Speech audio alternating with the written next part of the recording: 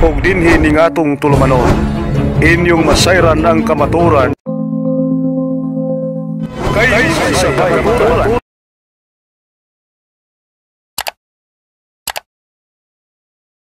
Hello, good evening mga kapuntos. Narito na po tayo sa gabing ito para talakayin yung tungkol sa conversion story ni Brother James Consensino.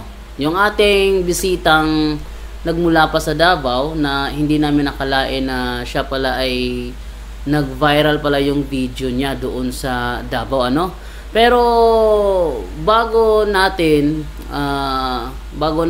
anuhin yung ano niya, yung kanyang conversion story, panoorin muna natin yung kanyang video kung saan naging viral, no? Naging viral yung video niya. Narito po. Sumbagay. Ako pinaagi sa propeta. Anak ka ikaw ne. Sige. Usayo na po ne. Usayo na to ikaw ba ne? Usayo lagi na to ikaw ba ne? Lagi propeta lagi ka. Usayo na to ikaw ba ne? Unsay giingon sa propeta? Tanawa ang usa ka birhen. Manganak og usa ka batang lalaki ug nganlan siya Emmanuel. Ang propeta ko nagingon. Ako'y nagingon. Ayasa.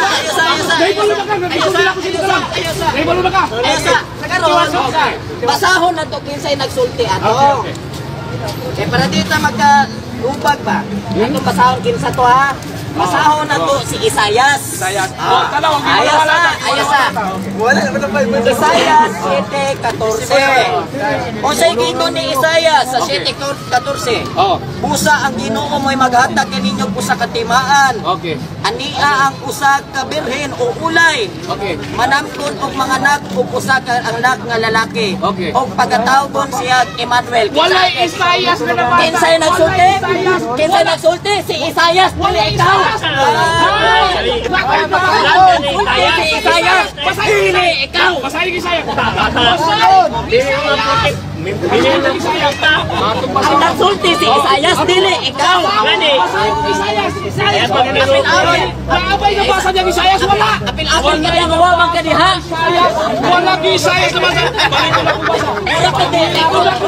Muna ka daw sa Katoliko. Mas pagkakang istorya. Mura ka iatong birthday nga wa imbita. Kinala Saan ko ibasa? Nabingalan. Usa akong ibasa kay gani. Wala Isayas oh. Usa. Title. Magamit mo ng title. Kinsa man nagsulat? Karamang ka. Unsa? Kisay nagsulat? Kung nagsulat din ulo di ay. Karamang. Ang title ang kimasano to. Ang title Isayas. Ang nagsulat sa diha sa sulat kinalang nga naebidensya atong basahan ng Isayas.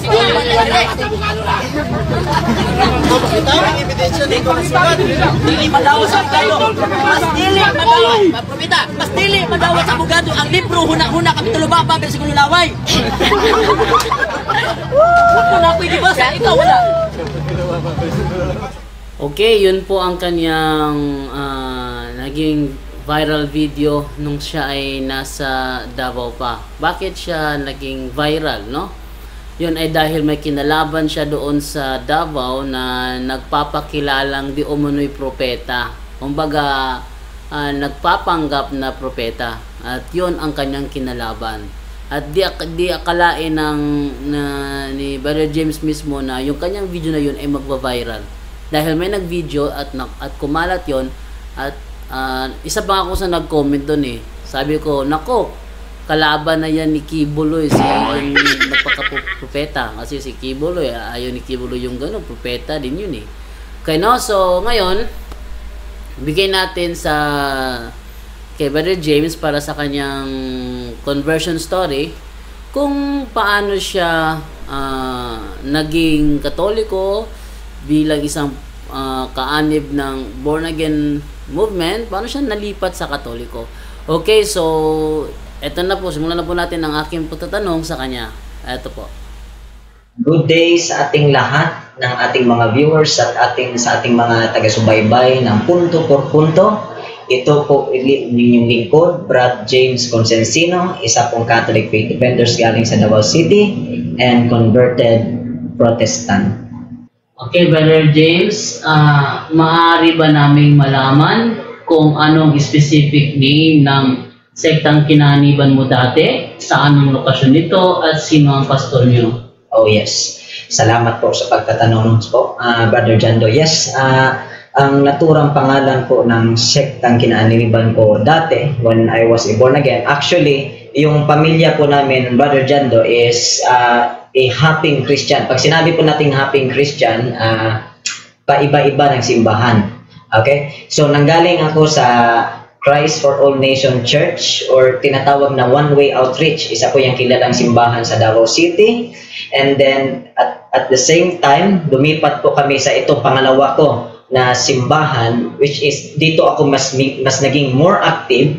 Itong controversial ngayon na sekta sa Davao, which is Christ the Healer International Missions Movement of the Philippines or CTHIMM, na pinamumunuan ni Bishop Rod Cubos, no, na napakilalang bishop umano ng Davao, ng CTHIMM. At saka doon po ito sa Victoria Plaza, Cinema 1, but ngayon because of pandemic nasa Anda sila, no, sa Anda Street malapit sa Magallanes Cup Auditorium. Ayan, so maliwanag na ito pala si Brother James ay isang born again na lumipat din sa bagong labas na born again na pinangunguluhan ni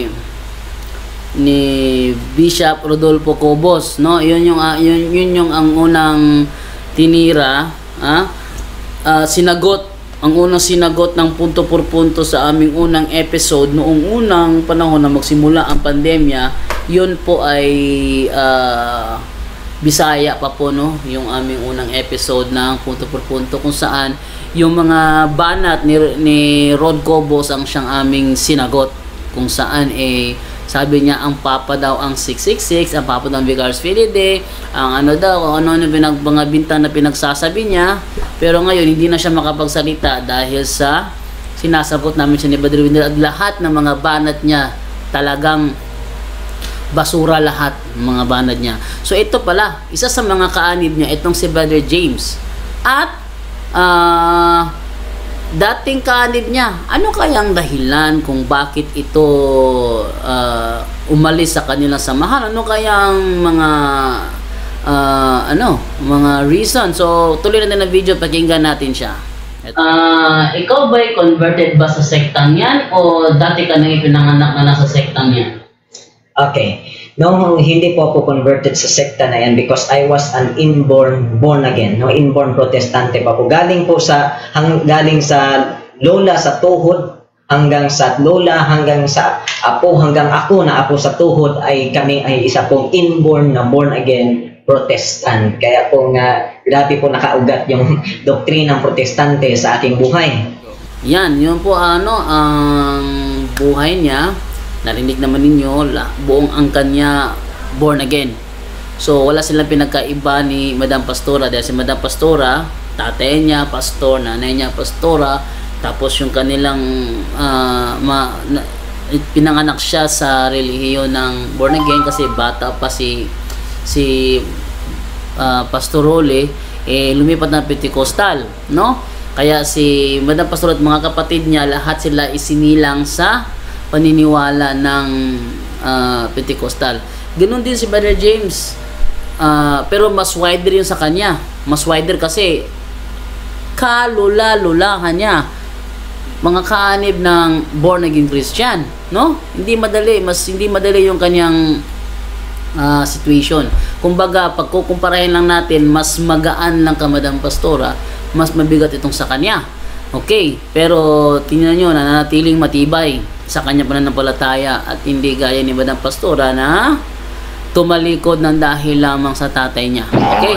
Pero ganun pa man, tuloy po tayo, no? Ano kaya ang buhay nitong si James nung siya ay nasa poder pa ng mga born again? Pakinggan natin.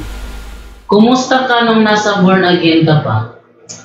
When I was in born again, oo naman, masaya talaga doon, no? Kasi nakakahalubilo mo halos lahat, mga youths, at saka yung tinatawag nating comfort, no? When it comes to accommodation Ganyan talaga yung nasa ibang sekta, no? They accommodate you, no? Tinatanggap kayo with warm welcome, no? Tapos napakaraming mga kabataan doon, mga youths. Kaya po marami pong mga Katoliko na pupunta sa ibang sekta, especially mga youths, kasi nga yung style nila pagdating sa mga youth is very effective. When also pagdating sa praise and worship, namuhay naman rin ako ng marangal sa panahon na iyon, no?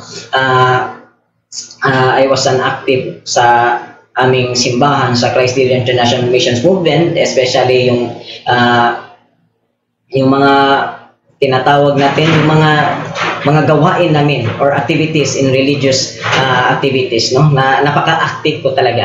Ganun po ang buhay ko sa aking pagkabata. When I was still 1 to 2 years old, ginamit na ako sa simbahan upang mag-display as Christ, no? Yung tinatawag anong tinatawag yun sa Pasko? Yung bahay na nun? Belen, ako yung naging sanggol doon.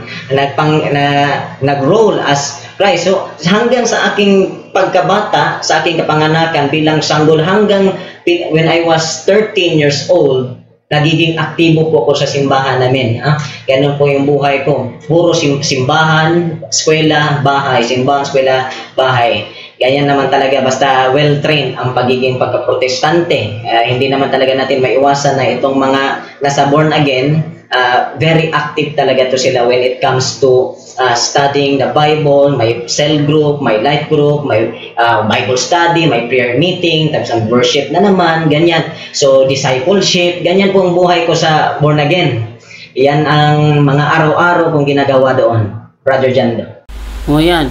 Hindi pala madali yung kanilang mga training, no? Pero maganda sana kung ganun din yun sa atin, na bata pa lang hinuhubog na sa sa Bible preaching, no? Sa bata pa siya, hinuhubog na siya eh. At kung si Brother James ganyan, how about yung mga kasamahan niya sa born again? Ano yung kanilang training? Ganun din ba guys sa kanya? Kinggan natin siya. Matindi pala yung karanasan mo sa ibig sabihin ba mga kasamahan mo sa born again, gaya mo rin bang nagsalita? Ay, talaga. Kasi it is part of our training, no? Isinasalin talaga kami doon sa street preaching, discipleship, yung iba nga ng mga kabatch ko, Brother Jando, is mga youth pastor na.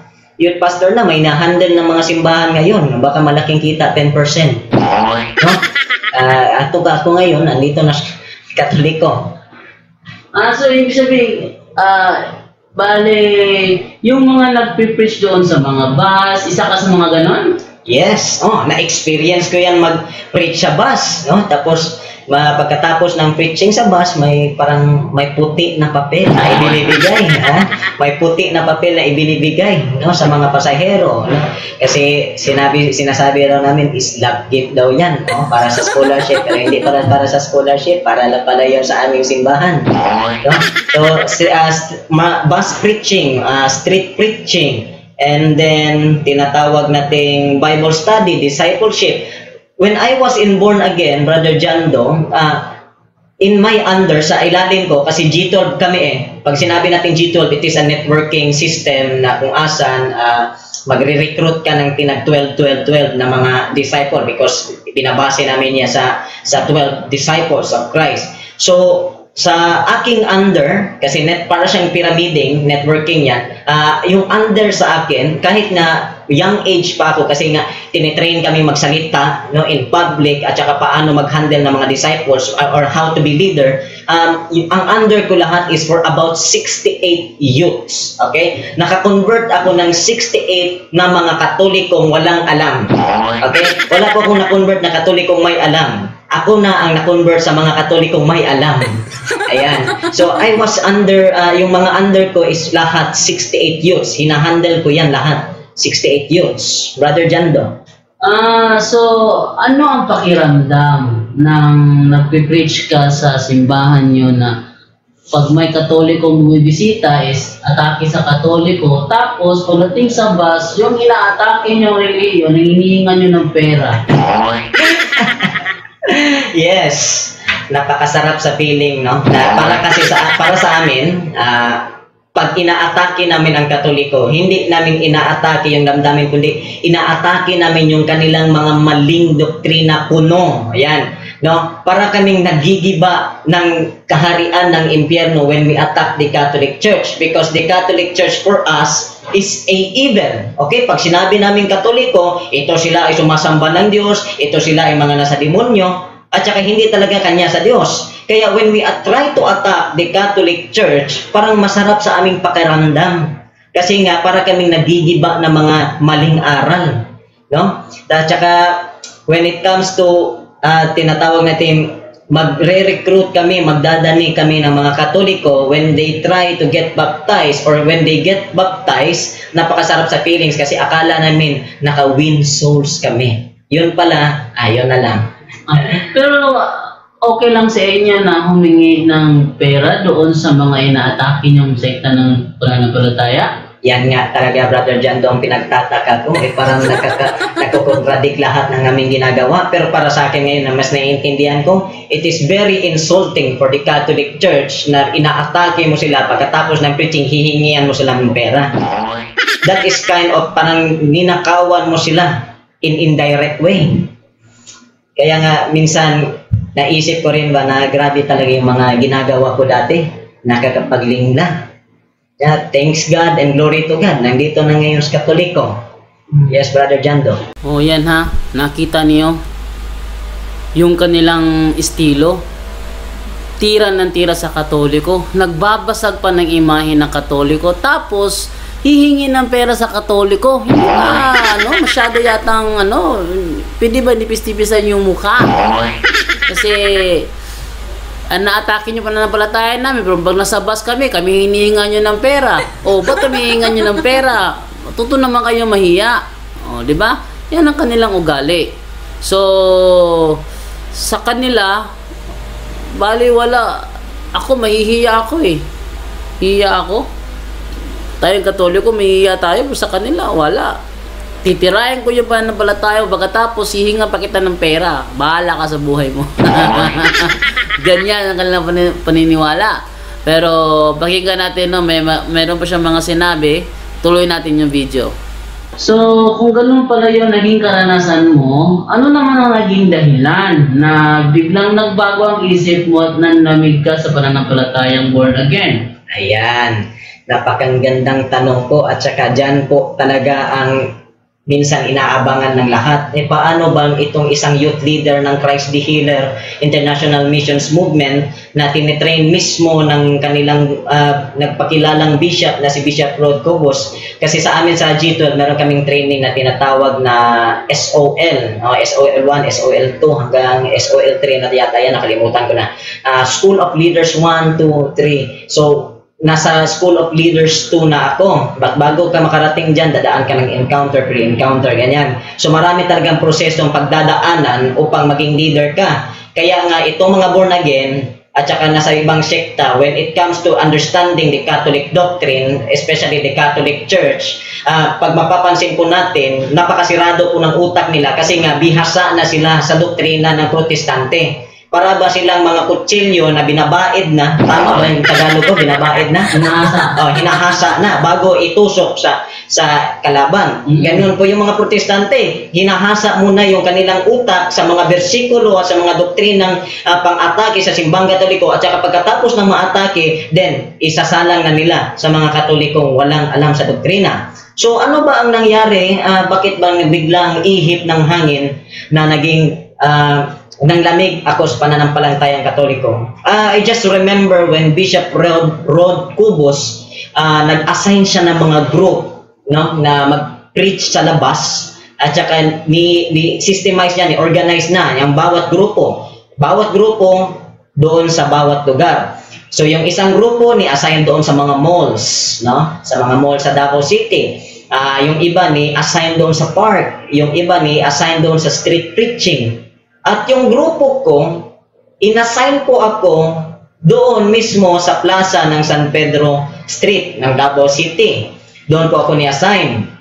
And I just remember when Bishop Rod Cobos preach sa loob ng aming simbahan, doon pa yun sa Victoria Plaza, sa Cinema 1. I just remember him, pag si Bishop Rod Cubos magsalita to, grabe, napakatindi. Parang totoo, nakakabuhay ng patay. Kasi when he speaks, yung charisma niya at saka yung voice tone niya is parang very convincing. When I remember na nagsasalita siya sa pulpito, he said, "Huwag kayong matakot sa anumang bagay na kung gagawin ninyo ay mag-preach kayo sa salita ng Diyos. Dahil when you preach the gospel of Christ, when you preach the word of God, the Holy Spirit is with you. And when the Holy Spirit is with you, no one can touch you.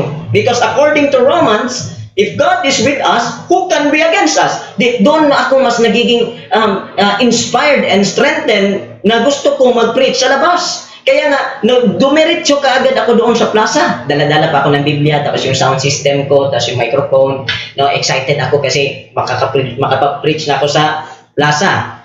Little did I know na yung plaza ni preach ko ay yun pala ang lugar ng mga debatihan. Na kung saan nakaibang mga sekta at mga relihiyon ang nag-exchange ng mga argumento, no, sa debate. And I remember when I preach the gospel, no, nung nagpe-preach ako sa doktrina namin, nga simple lang doktrina namin, walang reliyon na makakapagligtas, kailangan mo i-receive si Jesus, personal Lord and Savior, bawal ang mga Diyos-Diyosan, itong mga ribulto, yan ang palagi kong pinipreach, no? And then, at some point, nagsimula na ako, pumunta ko doon sa San Pedro, sa plaza. Nagsimula na akong magpahayag ng salita ng Diyos. Hindi ko alam na yung mga nakikinig sa akin sa plaza ay mga Catholic Faith Defenders pala, mga CFD. So, ang style of preaching ko, kasi ito si Bishop Rod Cubos, ang style of preaching niya is very vocal, no, sa simbahang Katoliko. Panay atake ito sa simbahang Katoliko. Kung ano ang puno, siya ang bunga. Yes. So ngayon, kung ang puno ay puro atake ng simbahang Katoliko, di ako puro din akong atake sa simbahang Katoliko. Tapos sa San Pedro Plaza, ang harap niyan is San Pedro Cathedral. So timing, nasa harap ko mismo ang aatakihin ko. Kaya turo-turo ako, itong mga Katoliko, pag hindi ito mag-repent sa kanilang kasalanan, hindi ito mag-repent sa kanilang pagiging pagsisimba ng mga Diyos-Diyosan, ito sila ay malaglag sa impyerno. Dahil itong mga tao na ito, pag hindi lumipat sa amin at saka magpabautismo at saka i-accept si Jesus as Lord and Savior, mai-impyerno ito. Grabe ang atake niyo ko niyan. Hindi ko alam, yung mga nakikinig sa akin, iyon pala ang magdidepensa sa lahat ng mga inaatake ko. Yung mga Catholic Faith Defenders. And there comes my first mentor, and even currently mentor, Brother John Jonah.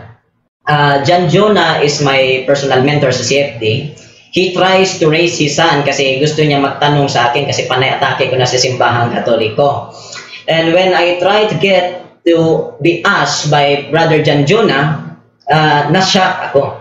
Kasi simple lang yung tanong niya. Yang bang relihiyon na inaananiban mo ay yan ba ang itinayo ng ating Panginoong Hesus? Ako, wala akong kaalam-alam niyan. And I was really shocked kasi he used Matthew chapter 16 verse 18 na meron talagang tinatawag nating itinayo si Hesus na iglesia. So, I need to determine kung ito bang inaanibang kong iglesia na Christ Leader International Missions Movement ay itinayo ba ng aming Panginoong Hesus, ng ating Panginoong Hesus? So doon ako nag-wonder. And when John Jonah tried to ask me the question, I was really shocked kasi hindi ko nasagot. At saka na-remember ko yung sinabi ni Bishop Rod Cubos na ang Holy Spirit daw is with me when I preach the gospel. Ngayon kung ang Holy Spirit ay nasa akin, paano kung bakit ko hindi nasagot yung tanong kung nasa akin naman palang Holy Spirit? Asan palang Holy Spirit that time? So doon nagsimula, nang lamig ako sa born again because Bishop Rod Cubos promised me na kung magpe-preach ako sa aming doktrina, magpe-preach ako sa plaza, magpe-preach ako sa kahit asan, ang Holy Spirit ay nasa akin, yung at that time, parang nawala ang Holy Spirit sa akin kasi hindi ko masagot lahat ng mga tanong. No, para yung yung nasa sa Lucas 21:14 hanggang 15, ipagpasya nyo na huwag kayong mabahala kung paano ninyong ipagtatanggol ang inyong sarili, sapagkat bibigyan ko kayo ng pananalita at karunungang hindi kayang tutulan o pabulaanan ng sino man sa inyong mga kaaway. Pero naramdaman mo sa sarili mo pala, Brad, na walang kang tagapagtanggol. So Yes. ano naman yung pakiramdam mo na parang hindi mo masagot ang napakasimpleng tanong na yun? Ano pakiramdam? Nadidismaya talaga ako, Brother Jando. Grabe ang pagkakadismaya ko yun. Maraming tao na nakikinig sa akin. At first, every time na nagsasalita ako, kasi nga, bata pa ko, I was 14 years old at that time. 14 anyos po ako ngayon, 19 na ako. No, 14 anyos po ako nung panahon na iyon. When I try to emphasize nung pag ni pinahayag ko na ang salita ng Diyos, yung mga tao na nasa palibot ko ay very happy, no? Parang nai-inspire sila kasi merong isang bata na nagsasalita ng salita ng Diyos, nagpapayag ng salita ng Diyos, pumapalakpak pa sila every time na magsasalita ko. Pero parang napahiya ako at that time. Nadidismaya ako, nahihiya dahil maraming tao ang natatawa sa akin dahil sa simpleng tanong hindi ko masagot. Ibig mo bang sabihin, Brother James, na hindi kailanman itinuro sa inyo ang Mateo 16:18? No, hindi po itinuro sa amin ang Mateo 16:18 dahil isa po ang itinuro sa amin, receive Jesus Christ as your Lord and Savior, and then walang reliyon na makakaligtas. Then John 14:6, I am the way, the truth, and the life. No man comes to the Father but by me. So si Kristo lang ang aming daanan papuntang langit, hindi na kailangan ng reliyon. So paano mo sinagot yung kanyang katanungan? Yun nga, yun nga, Brother Jando, hindi ko talaga nasagot. Napahiya talaga ko sa buong tao na nakikinig doon. Isang tanong pa lang yun, hindi ko na nasagot.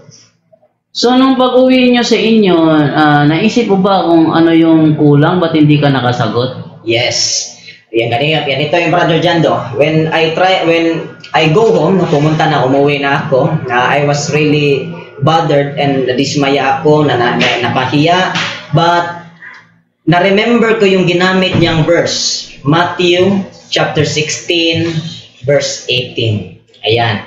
At sinabi ko sa iyo, ikaw ay si Pedro, at sa ibabaw ng batong ito ay itatayo ko ang aking iglesia, at ang kapangyarihan ng kamatayan ay hindi magtatagumpay laban sa kanya. So, sa aming training sa pagiging protestante, we read the Bible wholly in 1 year, from Genesis up to Revelation. So, mas naging active ako sa born again for 5 years, 4 to 5 years. So, ibig sabihin, every year, isang Biblia, mauubos ko yan ng basa. So, sa 5 years kong pagiging aktibo sa born again, ikalima ko na po, pinaulit-ulit, ang pagbabasa ng Biblia, Genesis up to Revelation. What shocks me and what bothered me, ang pinagtataka ko, sa 5 beses kong binasa ang Biblia, cover to cover, bakit parang hindi ko nababasa ang Matthew 16:18? So, ibig sabihin, I was blinded sa mga doktrina ng aming reliyon na walang reliyon na makakapagligtas. So, hindi kami nakapokus sa iglesia kasi ang focus namin is receive Jesus Christ as your Lord and Savior. Pero yan ba ang itunuro ng Biblia? Hindi. Efeso, Kapitulo 5, versikulo 23. The Christ is the head and the church is His body. And He is the Savior of His body, which is the church. Si Kristo ang ulo at ang katawan ay siyang iglesia. Ayan. Sapagkat ang lalaki ang ulo ng kanyang asawa, tulad ni Kristo na siyang ulo ng iglesia, na kanyang katawan, at siya ang tagapagligtas nito. So, ibig sabihin, when you receive Christ as your Lord and Savior, which is the head, huwag mong kalimutan na kailangan mo ring tanggapin ang katawan na siyang iglesia. Kasi kung tanggapin mo ang ulo, then ibaliwala mo lang ang katawan, manananggal po yung Kristo ninyo.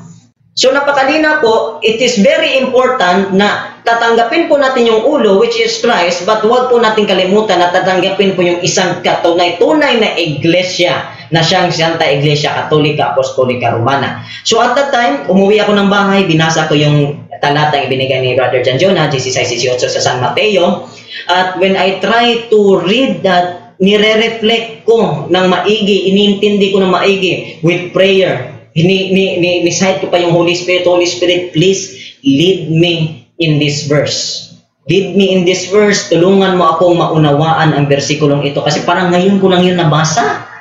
Grabe, sa 5 times ko nang nabasa ang Biblia, parang ngayon ko lang nabasa ang Matthew 16:18. But glory to God, dahil sa tulong ng banal na Espiritu, naintindi ko yung I will build my church. I will build my church. 3 beses ko pinaulit-ulit yun. I will build my church. Itatayo ko ang aking iglesia. So mismo ang ating Panginoong Hesus ang magtatayo. Wala po siyang sinabi doon na magsuutos ako ng ibang tao na magtatayo. Siya mismo ang magtatayo. And then what shocks me is I will build my church. Hindi churches. So ibig sabihin, isa lamang ang itinayo niyang iglesia at hindi na lahat, hindi na marami. Kasi singular ang church, hindi po plural. Except na lang kung churches ang inilagay doon. So doon ako nagsuri kung anong simbahan ang itinayo ng aming Panginoong Hesus. At that time, Brother Jando, pumunta ako sa simbahan namin, no? Kasi meron kaming leader doon, kasi G12 kami. Kung leader ako, meron din akong leader, no? Meron din akong mga mentor. Itinanong ko yung mentor ko, Sir, ano ba ang nakasabi dito sa Matthew 16:18? Nagtatayo pa lang ating Panginoong Hesus ng isang iglesia at hindi ito napakarami. Ano bang iglesia ang itinayo niya?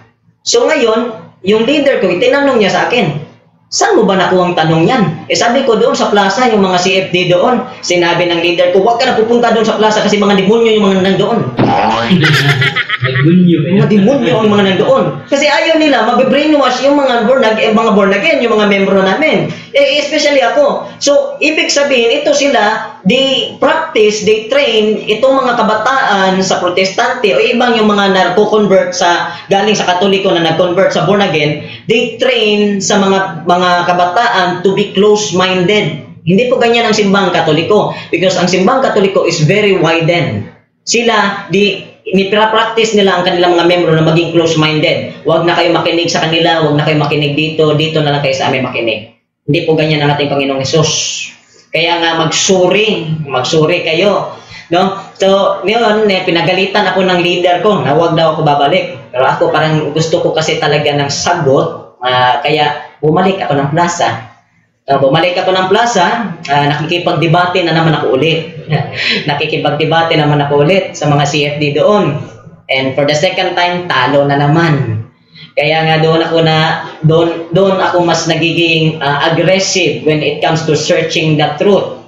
Naging agresibo ako sa pag-search ng katotohanan kasi nga hindi talaga matatanggal sa aking isip ang Matthew 16:18. Doon yun po ang rason kung bakit mas nagiging bothered ako for searching the truth, Brother Jando. O ayan ha, magkatulad pala yung aming karanasan ni Brother James. Ganun din ako dati. Yung church founder, doon ako nadali ni Brother Windy sa church founder kasi imposible naman lumitaw yung SDA na walang nagtatag, no? Kaya kailangang i-trace back kasi si Cristo kasi nagtayo talaga siya ng iglesia. Maski ako noong nasa SDA pa ako, ganun din ako eh. Matthew 16:18, nagtayo si Cristo ng iglesia. At yung iglesia kinaaniban ko, na trace ko, hindi siya founded by Jesus Christ. So, masakit man tanggapin dahil bilang SDA, masakit tanggapin na tinitindigan ko ay mali, pero nanindigan pa rin ako. Iniwan ko ang mali. Kaya yun ang nangyari ngayon kay James, no? So, tuloy po natin yung kanyang conversion story at nang may matutunan po tayo sa kanya. Okay, ito po. Bakit mo naisip na magkatoliko? Ano ba ang nakita mo rito? Ayan, napakagandang tanong. Bakit ko pa naisip na maging Katoliko? A simple question, simple answer. Kasi sa aking pagsusuri sa iba't ibang mga relihiyon, kasi nga yung nanglalamig na ako sa born again, pumunta ako ng Sabadista, pumunta ako ng Iglesia ni Cristo, pumunta ako ng Mormons, pumunta ako sa Saksi ni Jehovah, no? Iba't ibang mga relihiyon ang pinagsusurian ko. Bakit ba ako naging Katoliko?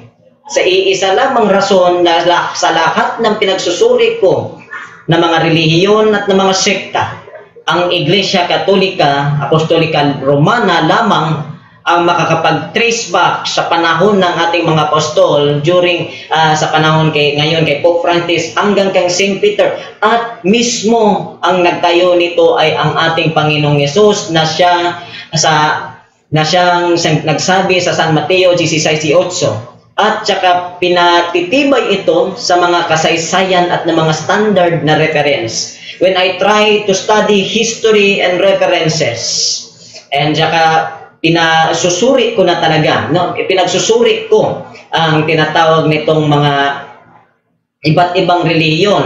Wala pong kasaysayan at wala pong ibang mga referensya na nagpapatunay na hindi si Jesus ang nagtayo sa iglesia. Instead, they prove that Jesus itself is the founder of the Catholic Church. At doon ako mas naaagni kasi nga doon ko nakikita na itong mga standard reference at saka mga history ay nakakonektar sa San Mateo 16:18.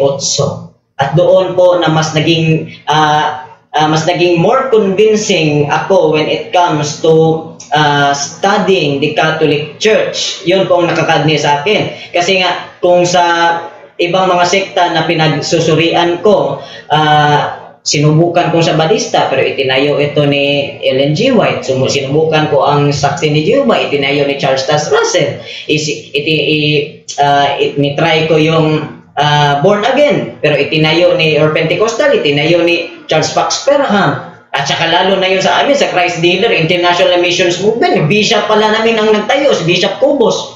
Tinanong ko pa siya, Bishop, akala ko ba si Jesus ang nagtayo sa iglesia?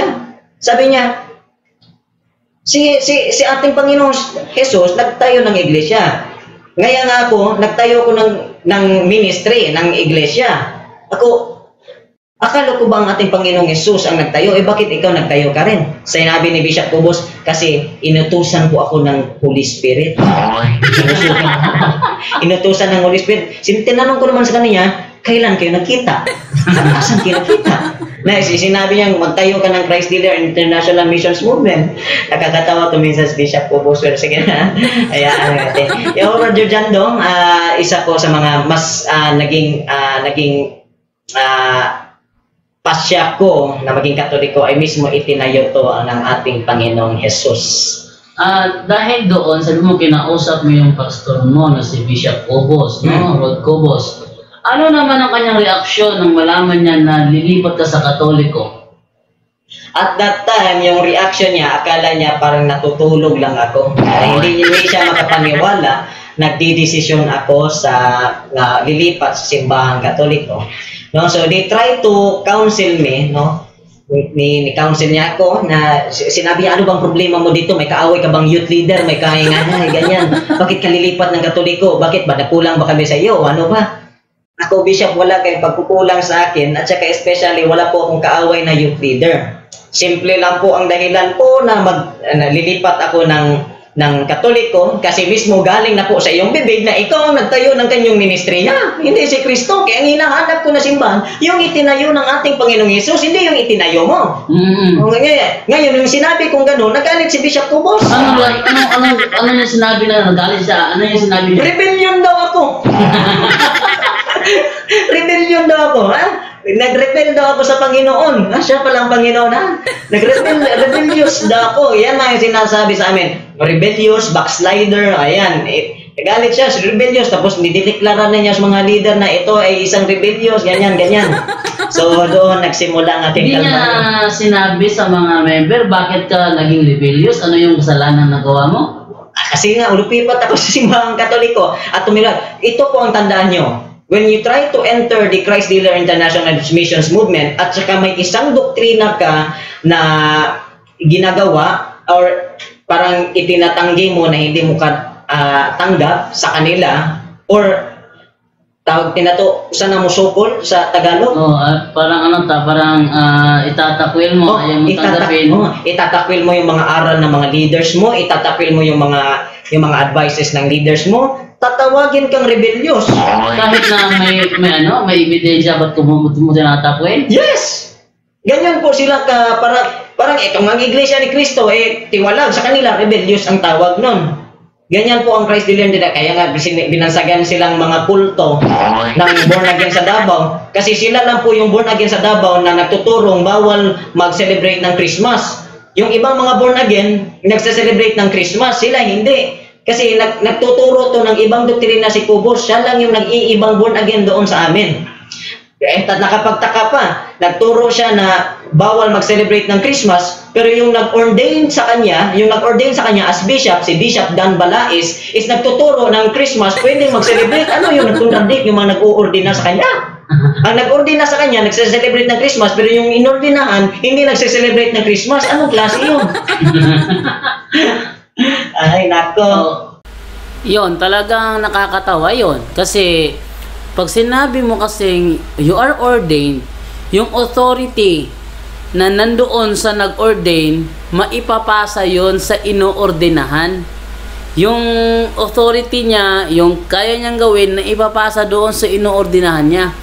Yung inoordinahan, hindi sana gagawa na kakontra nung nag-ordain sa kanya. Maaari siyang maglabas ng mga bagong panukala na kahit na hindi na ilabas dito sa nag-ordain sa kanya, pero hindi ka kontra. Iba kasi pagka-kontra Yung ginawa ni Bishop Cobos, ni Rod Cobos, yung ginawa kasi niya, kakontra sa nag-ordain sa kanya.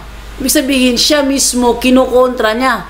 Kung yung kanyang mga membro kumontra sa kanilang aral, ang tawag nila rebellious, ito naman si Rod Cobos, rebellious doon sa nag-ordain sa kanya.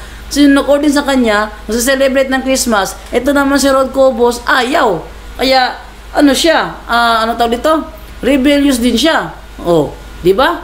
Nakita nyo? Pag iba, kinontra siya, rebellious, pero pag siya yung kumontra, okay lang. Ay, naku, ano ba naman yan? Nakita yun ni Brother James. Marami siya natuklasan. Si Cobos lang pala nagtatag ng iglesia, kinaaniban ng mga kaalib ni Cobos ngayon. Naku, mag-iingat kayo.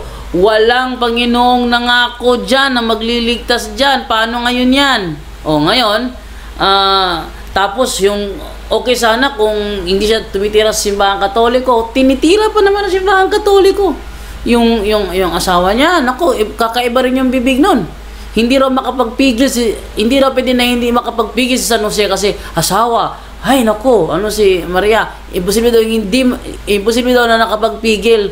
Tingnan mo yung sila mag-isip, di ba? Ngayon, ano ba yung mga napansin ni Brother James? Tuloy natin. Ano naman ang naging reaksyon ng pamilya mo nung ikaw ay lumipat sa Katoliko? Ayan. Ito po yung tanong na minsan napakahirap po sagutin. Medyo pagsasagot ako ng mga ganitong klaseng tanong, pagsisikapin ko po hindi ako maging emotional because I was once nakapag-share ako ng testimony sa channel ni Brother Wendell Talibong. Hindi ko talaga maiwasan maiyak nun. When they try, nung narinig nila na naging Katoliko ako because as new converted Catholic, bilang isang converted Catholic, para kang umaapoy parang agresibo ka na gusto mo nang ipahayag itong pananampalatayang Katoliko sa pamilya. Kaya pag uwi ko sa bahay, way back February 18, 2015, nagpabautismo ako sa simbahan Katoliko. Pagkatapos yun, umuwi kagad ako ng bahay. Kinuha ko yung Biblia doon sa aming divider at saka tinawag na to, giwalihan ni-preach ko yung aking mga tinuruan ko yung aking mga pamilya. Ganito hindi, wala na ako. Separated pala king mama, yung lola ko, mga tita ko. Dito, tita, ganitong, ang simbahan Katoliko, ang itinayo ng ating Panginoong Jesus, nabigla sila.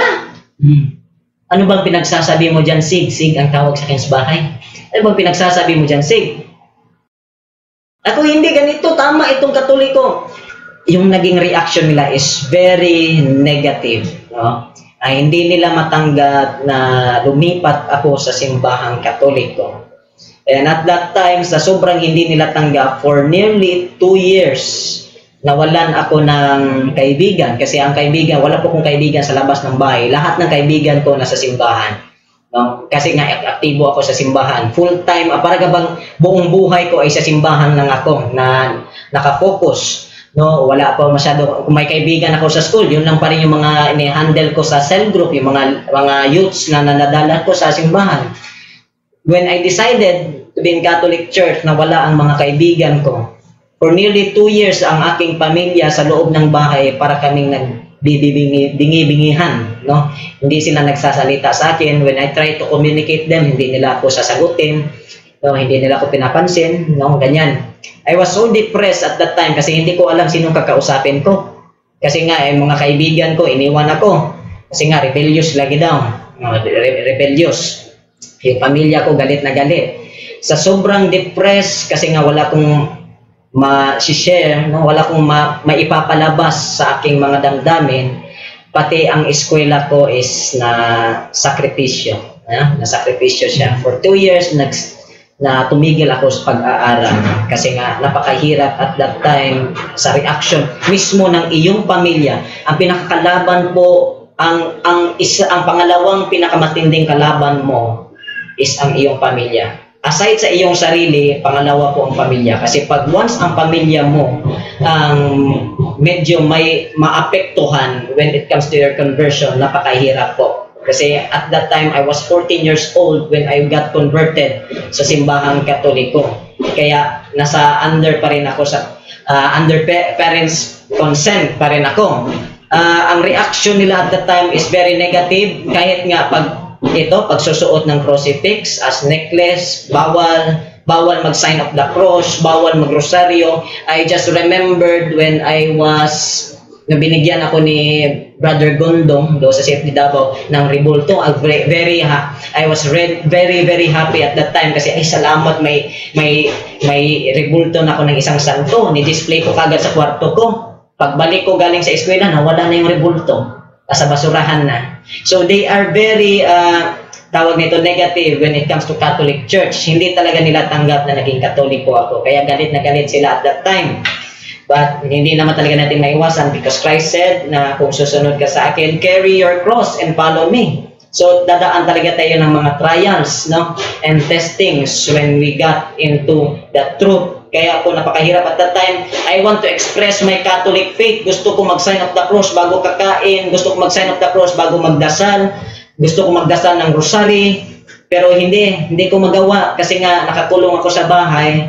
Kahit nga pagsisimba ng Sunday, napakahirap po kasi gusto nila doon ako magsisimba pa rin sa aming simbahan. Hindi nila ako papayagan na magsisimba sa simbahang Katoliko. Kaya minsan ang ginagawa ko, tatalon ako ng bintana madaling araw pa lang para makapagsimba ako doon sa simbahang Katoliko. Sa San Pedro Cathedral. And at that time, it was very hard, especially yung nagtatry na ako na mag-study sa Catholic doctrine kasi nga sa amin doon sa Davao, meron kaming klase doon for about Thursday and Saturday. So every Thursday and Saturday, kailangan ko naman tatalon sa bintana upang makapag-attend ako ng klase sa CFD. It was very hard time for me to try to learn the Catholic doctrine kasi gusto ko makapag-aral sa salita ng Diyos sa doktrina ng Santa Iglesia Katolika pero kailangan ko pa dadaan ng malaking pagsubok. Minsan na hindi ako nakakapag-attend kasi binabantayan nila ako kung lalabas ba ako hindi. So at that time, a very negative reaction, but alam ko naman ang Diyos ay may dahilan, Brother Jan. Kung meron nakabantay doon sa pinto, anong gagawin mo? Kung may babantay doon sa pinto, meron kaming backdoor sa likod, doon ako dadaan. Kung may nakabantay din sa backdoor? Bintana. Kung may nakabantay din sa bintana? Hindi ako makakapaglabas. I was very guarded at that time kasi alam ng pamilya ko, alam nila kung ano ang kapasidad ko sa preaching. Baka sabi nila, baka magamit ko sa simbahang Katoliko, marami namang mga taong maliling na. sa Santa Iglesia Katolika. They are very afraid of me. Kasi parang bang disgrace. It is very disgrace para sa kanila. Parang ipinahiya mo ang iyong pamilya, sa buong pamilya mo, ikaw lang ang naging Katoliko. Yes, sa buong pamilya ko, ako lang ang naging Katoliko. Kaya nga parang napakalaking hiya ko sa kanila, sa kanilang ancestors, na ako lang po mismo ang tumilawalag sa relihiyong born again. Brother Jan. Okay, next question is, kumusta ka na ngayon? Ayan. Kung mapapansin mo yung mga pictures ko dati, when I try to convert, being converted sa simbahang Katoliko, para akong taong nilampaso doon sa sahig. No, hindi mo maintindihan yung mukha ko, napakaitim. Okay, napakaitim ako ngayon. Pero kamusta na ako ngayon? Napagkagawa ko pa rin. Especially ito nagtatanong din, Brother Jan, no? Napagkagawa ko pa rin. No, kaya ngayon, nandito ko sa Bohol. Very inspired pa. Di ba? So God will provide sa lahat. Okay naman ko ngayon sa awa ng Panginoon, sa lahat ng trials, because na-experience ko rin matulog sa plaza. Naging homeless ako, katabi ko yung mga taong grasa doon, matutulog. Naranasan ko lang na makakain ako sa isang araw ng isang beses for about straight 2 weeks, ganyan. Napakahirap po ng panahon na iyon when I try to get converted as Catholic, but kamusta na po ngayon? Glory to God, sa awa ng Diyos, nalampasan ko naman lahat ng pagsubok na ibinigay niya nung pinili ko ang simbahang Katoliko. Brother Chando?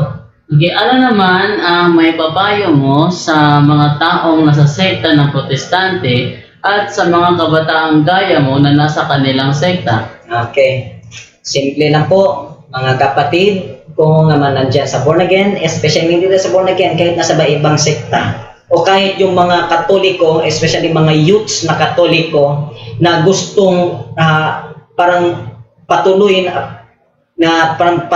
na umaanib sa ibang sekta, o yung mga aanib na sa born again o sa ibang sekta, I just want you to be advised na you need to widen your mindset, no? Kailangan mo i-open yung iyong mindset, because kung sirado yung isipan mo, hindi mo makukuha yung lesson.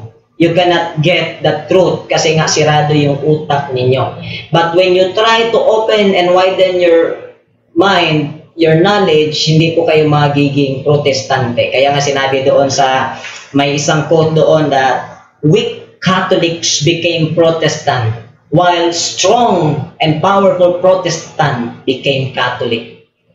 Doon po natin mapapansin na halos yung mga lumilipat sa Protestante ay yung mga Katolikong walang alam. Pero yung mga Protestante na maraming alam, nalilipat pa sa simbahang Katoliko. Because then po natin nakikita, because when you widen your mind, mapapansin mo po ang katotohanan. Especially, napapansin yung isang pereko, itong parot. Meron pong parot na nakakulong po siya sa isang kulungan, no? Na humangat po ang parot. Tabingala. O, humangad.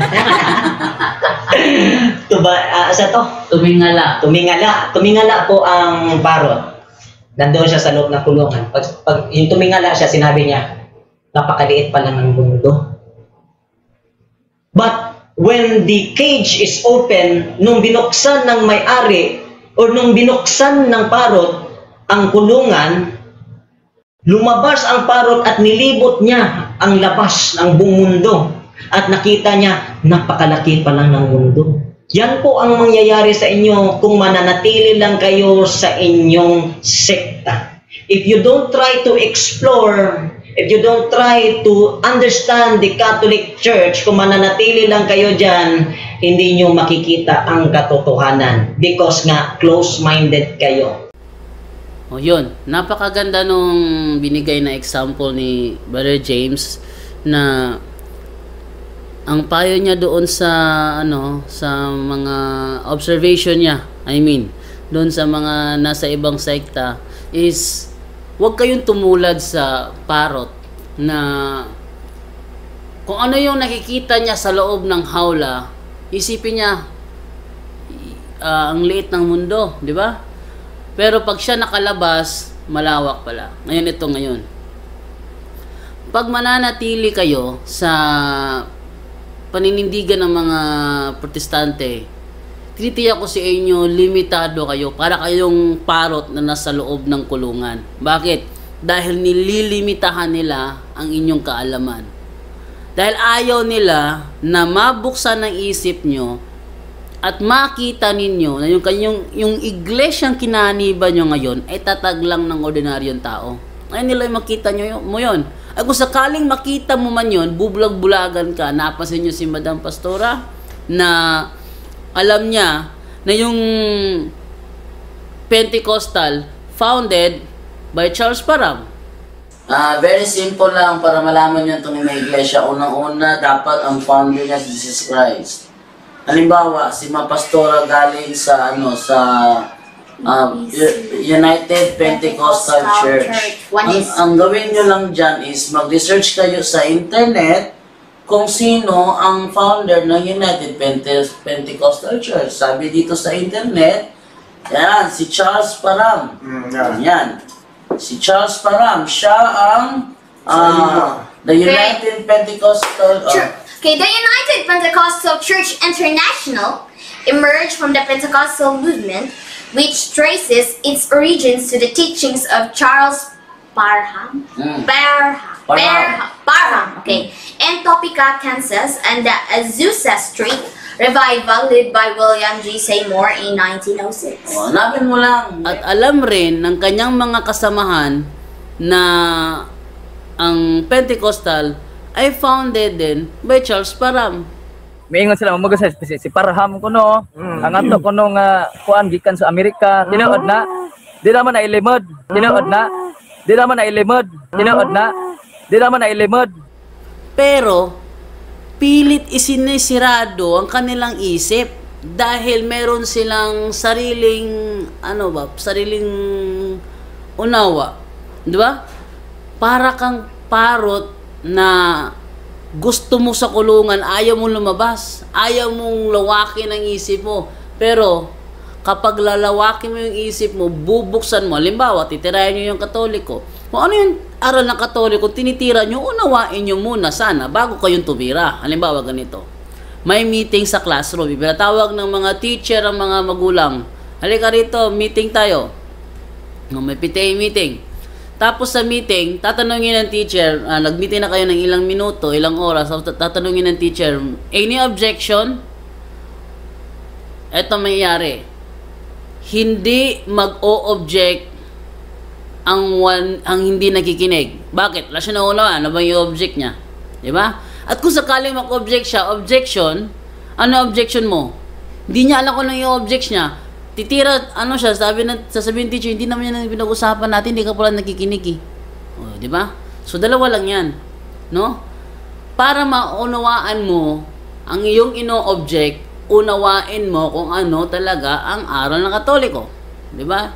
Yun ang sabi ni Brother James, unawain mo, buksan mo isip mo. Halimbawa, Katoliko, binagbibintang kanila sumasamba raw sa Diyos-Diyosan. Alam niyo muna, yung rebulto ba para sa Katoliko, Diyos-Diyosan? Kung hindi, huwag mong ipilit, huwag mong lagyan ng sarili mong ideya.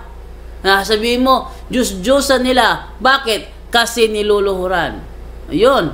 Idea mo yun. Hindi yung turo ng Katoliko. Di ba? Nakita mo lang na isang Katoliko inutusan na punasan yung imahe kasi napuno na ng alikabok. Isipin mo kaagad, pinunasan niya. Nasiserve siya sa imahe.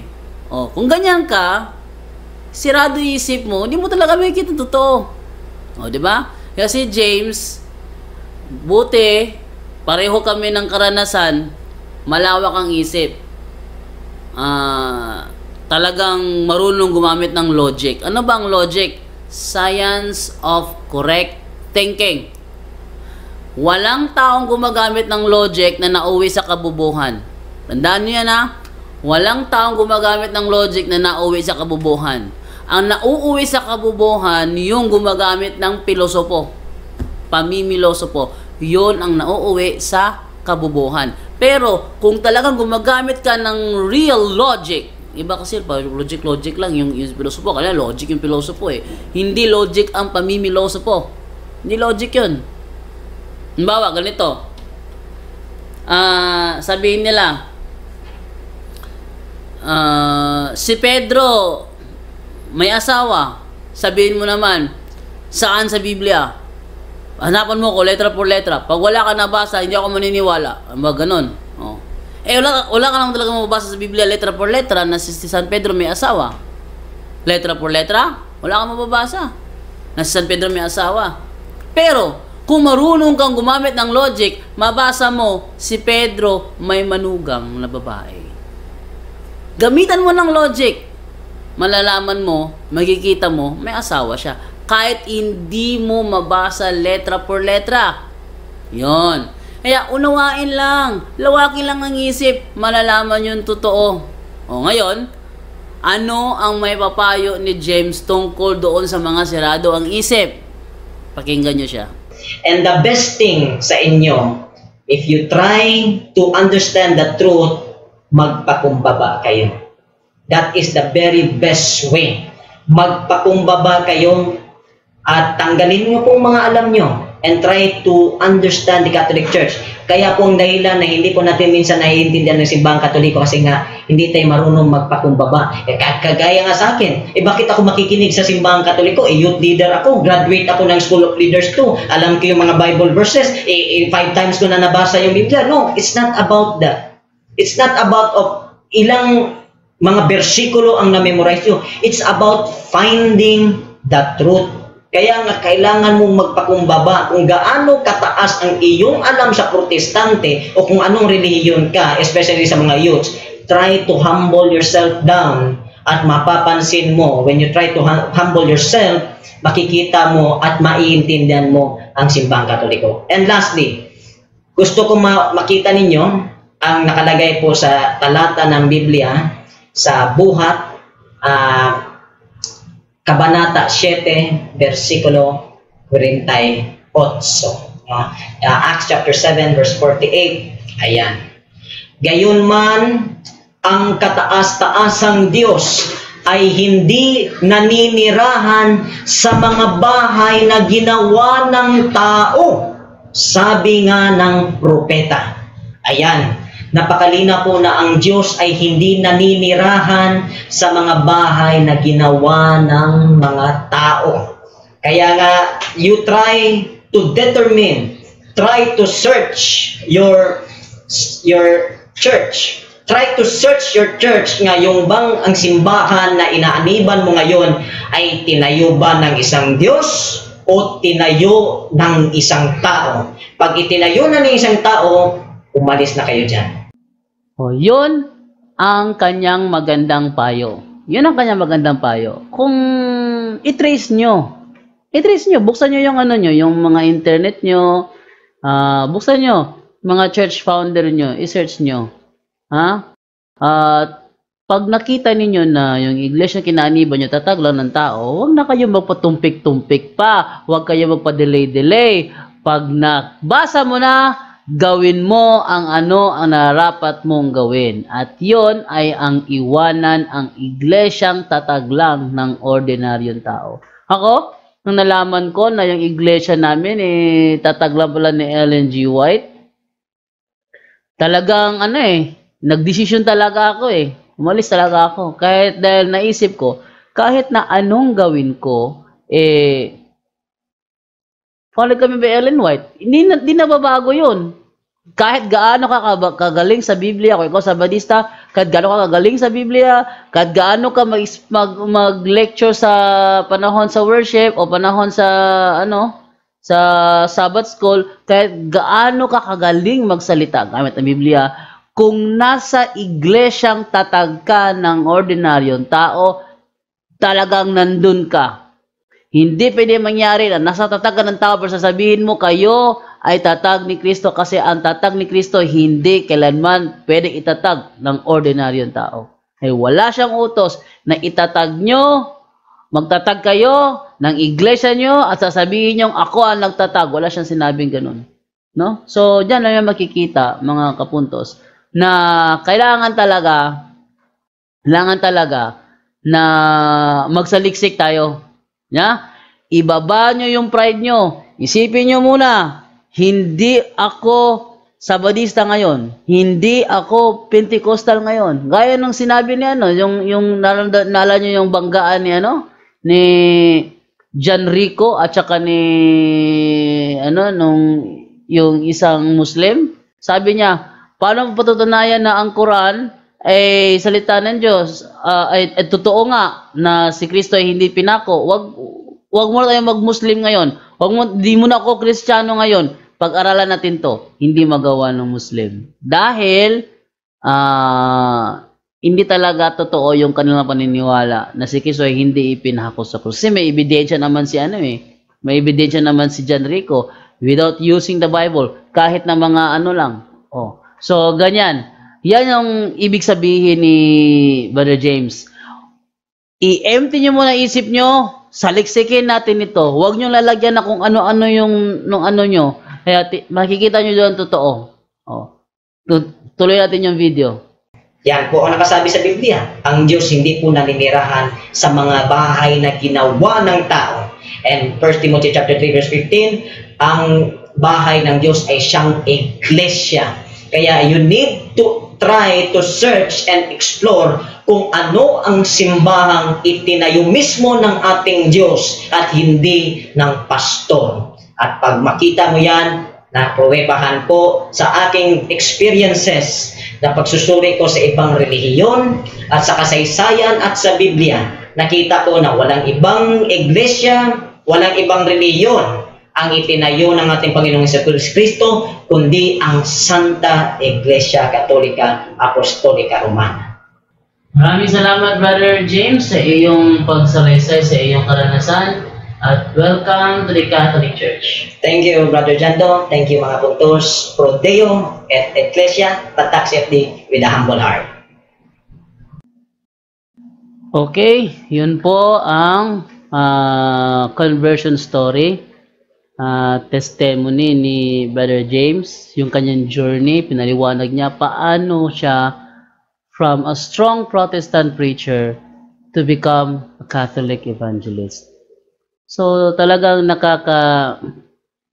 ako sa kanya dahil pareho kami ng karanasan, So, yun po ang kanyang conversion story.